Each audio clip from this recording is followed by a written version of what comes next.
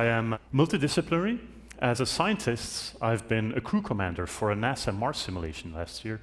And as an artist, I create multicultural community art all over the planet. And recently, I've actually been combining both.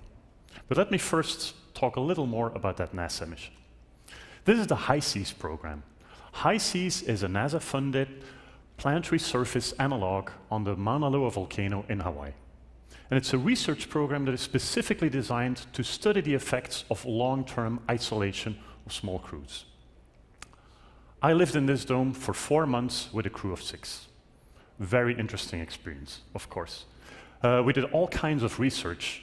Our main research was actually a food study, but apart from that food study, developing a new food system for astronauts living in deep space, we also did all kinds of other research. We did extravehicular activities, as you can see here, wearing mock-up spacesuits, but we also had our chores and lots of other stuff to do, like questionnaires at the end of every day. Busy work. Now, as you can imagine, it's quite challenging to live with just a small group of people in a small space for a long time. And there's all kinds of psychological challenges. How to keep a team together in these circumstances, right? How to deal with the warping of time you start to sense when you're living in these circumstances, sleep problems that arise, etc. But also learned a lot. I learned a lot about how individual crew members actually cope with a situation like this. How you can keep a crew productive and happy. For example, giving them a good deal of autonomy is a good trick to do that. And honestly, I learned a lot about leadership because I was the crew commander. So, doing this mission, I really started thinking more deeply about our future in outer space.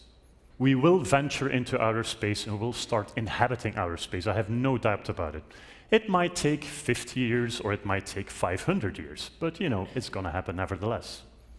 So I came up with a new art project called Seeker. And the Seeker project is actually challenging communities all over the world to come up with starship prototypes that re-envision human habitation and survival. That's the core of the project. Now, one important thing, this is not a dystopian project. This is not about, oh my God, the world is going wrong and we have to escape because, you know, we need another future somewhere else. No, no. The project is basically inviting people to take a step away from earthbound constraints and as such, reimagine our future. And it's really helpful and it works really well. So that's really the important part of what we're doing. Now, in this project, I'm using a co-creation approach, which is a slightly different approach what you would expect from many artists. I'm essentially dropping a basic idea into a group, into a community. People start gravitating to the idea, and together we shape and build the artwork. It's a little bit like termites, really. We just work together, and even, for example, when architects visit what we're doing, sometimes they have a bit of a hard time understanding how we build without a master plan.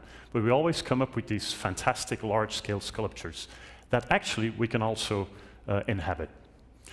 The first version was done in Belgium and Holland, was built with a team of almost 50 people.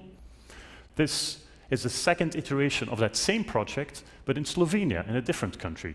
And the new group was like, you know, we're going to do the architecture differently. So they took away the architecture, they kept the base of the artwork, and they built an entirely new, much more biomorphic architecture on top of that.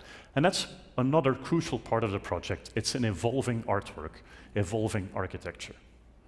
And this was the last version that was just presented a few weeks ago in Holland, which was using caravans as modules to build a starship. We bought some second-hand caravans, cut them open, and reassembled them into a starship.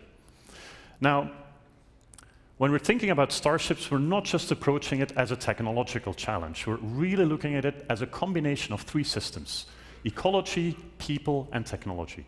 So there's always an strong ecological component in the project. Here you can see aquaponic systems that are actually surrounding the astronauts so they're constantly in contact with the food or part of the food that they're eating. Now, a very typical thing for this project is that we run our own isolation missions inside these art and design projects. We actually lock ourselves up for multiple days on end and test what we built. And this is, for example, on the right-hand side, you can see an isolation mission in the Museum of Modern Art in Ljubljana in Slovenia, where 6 artists and designers locked themselves up, I was part of that, for 4 days inside the museum. And of course, obviously, this is a very performative and very strong experience for all of us. Now, the next version of the project is currently being developed together with Camilo Rodriguez Beltran, who's also a TED Fellow, in the Atacama Desert in Chile. A magical place.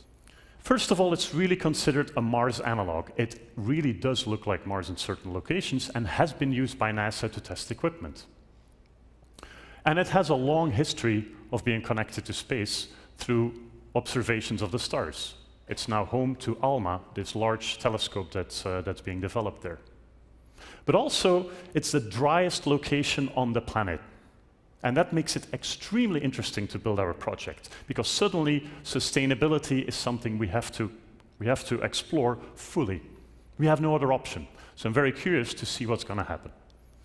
Now, a specific thing for this particular version of the project is that I'm very interested to see how we can connect with local population, native population. These people have been living there for a very long time and can be considered experts in sustainability. And so I'm very interested to see what we can learn from them and have an input of indigenous knowledge into space exploration.